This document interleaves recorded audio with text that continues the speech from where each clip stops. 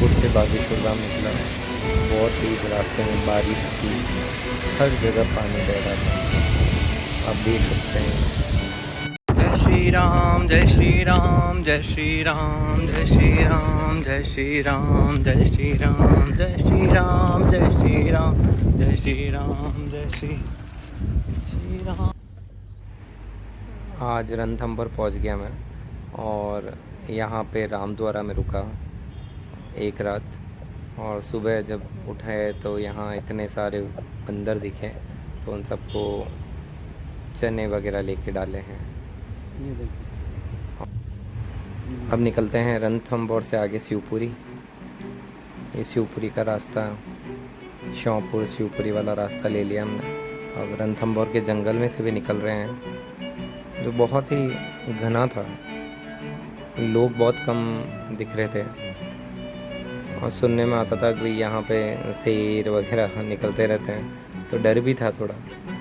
लेकिन जब बालाजी साथ होते हैं तो किस बात का डर। चलता रहा, बालाजी का नाम लेते, राम जी का नाम लेते हुए। रास्ता देखिए अब, और सूरज उगता हुआ बहुत सुंदर लग रहा था। और थकान भी बहुत ज़्यादा हो रही थी, क्योंकि गर्मी बहुत ज़्यादा हो रही थी, उमस हो रही थी। जंगल है ना ये।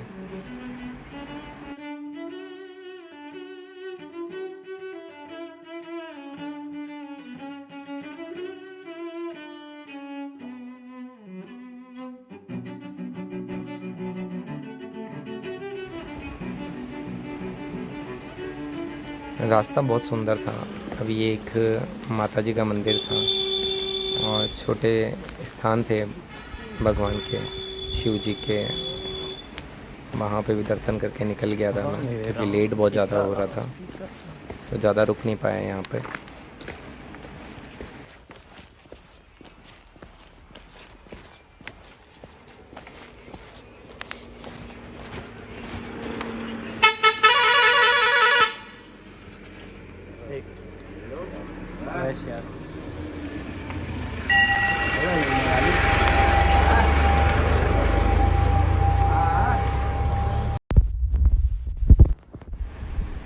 फिर से सुंदर सफ़र चालू, और रास्ते में नदियाँ, झरने, बंदर और कहीं जानवर दिख रहे थे। पर थोड़ा कठिन था ये रास्ता। ये कोटा वाली है ना चंबल नदी? कोटा से तो आ रही होगी। पाँव में बार बार जूते चेंज करता रहा, पर फिर भी छाले नहीं जा रहे थे। पानी देखिए, अब हर जगह पानी भरा हुआ, हर जगह रास्ते में। बारिश भी बहुत थी, धूप भी बहुत थी, उमस भी बहुत थी।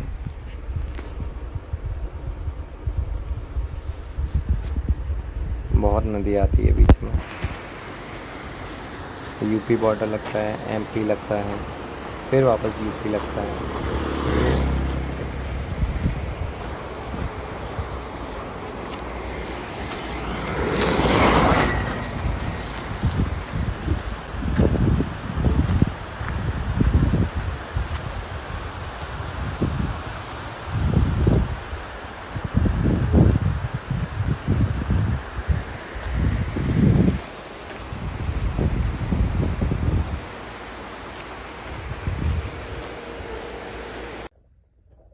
ये जंगल में कुछ ऐसे पौधे थे जो कभी देखे नहीं थे, ये बिल्कुल अलग थे, बिल्कुल।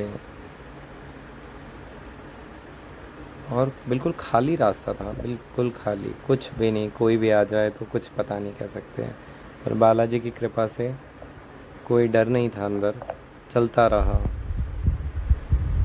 और कई बार एक जंगल में से निकला तब बहुत बिजलियाँ कड़की थी उसमें से। अब यहाँ पे हमें गीदड़ दिखे थे, मुझे जा रहा था तो गीदड़ बहुत ज़्यादा चल रहे थे नीचे। पर मैं पुलिया के ऊपर था तो कोई रिस्क नहीं था, तो जब वो निकले फिर ही मैं निकला था यहाँ से भी। तो रिस्क होती है जानवरों की तो बहुत ज़्यादा, कि ये रास्ता ही ऐसा है। यहाँ एक बालाजी का मंदिर था बहुत ही सुंदर रास्ते में, तो वहाँ पे भी गया था श्योपुर के अंदर। बहुत सुंदर मंदिर था ये भी। तो यहाँ नदी में से मैंने एक कमल का फूल तोड़ लिया था बालाजी के चढ़ाने के लिए, तो वो लेके जाऊँगा, बालाजी के चढ़ाऊँगा। और बालाजी के भी बहुत अच्छे दर्शन हुए थे मुझे। रास्ते में बहुत सारे मंदिर देखे, बहुत मंदिर देखे।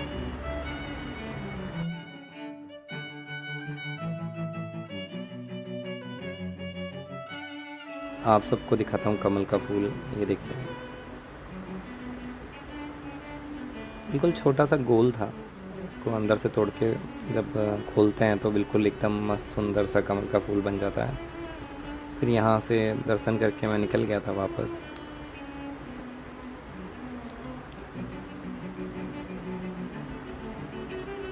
दो 3 घंटे रुका, यहीं पे नहाया था, फिर बालाजी के दर्शन करके निकल जाता हूँ फिर वापस।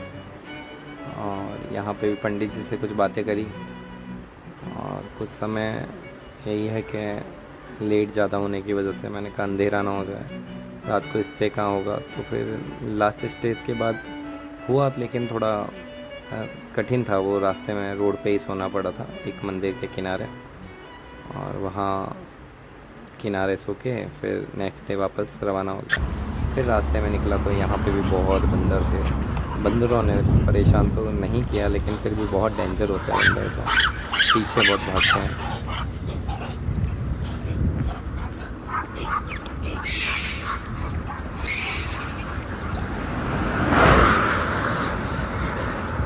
मेरे हाथ में छाता होने से थोड़ी ठीक है, मेरी हिम्मत बंदी रही, तो मुझे थोड़ा डर कम लग रहा था, क्योंकि बंदर वगैरह को थोड़ा पीछे भगा देता था इस छाते से, तो ज़्यादा पास आते नहीं थे।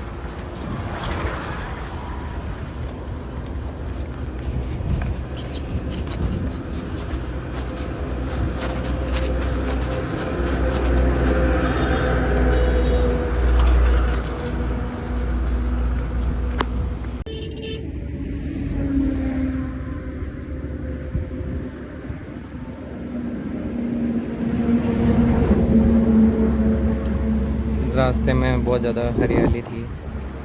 फिर यहाँ से निकलता हूँ नाइट स्टे करके, यहाँ से भी एक मंदिर में रुका था, और यहाँ से भी अब मैं निकला हूँ। और गर्मी अब बहुत ज़्यादा हो रही है,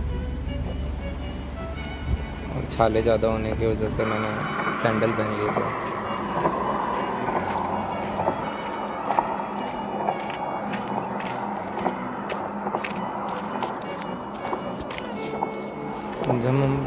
जब हम इतना लंबा सफ़र तय करते हैं भगवान का, तो अक्सर इंसान को सब चीज़ें याद आने लग जाती हैं।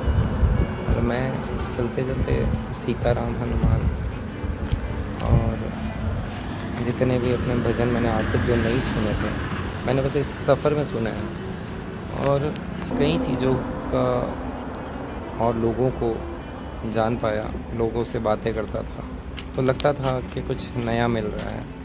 लोगों की सोच कैसी है पता चल रही है। कई लोग बहुत हेल्प नेचर के थे, तो कई ऐसे भी थे जो पानी मांगने पे भी नहीं डालते थे। तो बहुत, और स्टे में भी बहुत जगह ऐसे पंडित भी मिले जिसने हमें रुकने की व्यवस्था भी नहीं की मेरे लिए। और बालाजी ज़रूर व्यवस्था करते थे, जहाँ पे भी बालाजी का मंदिर मिलता तो मैं वहाँ सो जाता था बाहर मंदिर के बाद। और बहुत अच्छा लगता था कि वहाँ कोई होता नहीं था। और सबसे ज़्यादा सुकून मुझे यहाँ पे मिला, ये ओरछा है, और बहुत ही सुंदर है ओरछा नगरी, जहाँ राजा राम विराजमान हैं। मतलब राम जी का राज तिलक यहाँ हुआ था ओरछा में, जहाँ सुनने में आया कि दिन में तो राम जी यहाँ रहते हैं और रात में अयोध्या में रहते हैं। और जहाँ राज तिलक राम जी का हुआ था वो यहाँ पे हुआ था ओरछा में। और यहाँ गवर्नमेंट की तरफ से भी सलामी दी जाती है हमारे राम जी भगवान को, सीता मैया को, और यहाँ पूरे परिवार के साथ वो है। और बहुत ही सुंदर दर्शन हुए थे यहाँ पे मेरे। और फिर यहाँ से फिर मैं निकल गया बागेश्वर धाम के लिए, छतरपुर होके। रास्ता बहुत सुंदर था।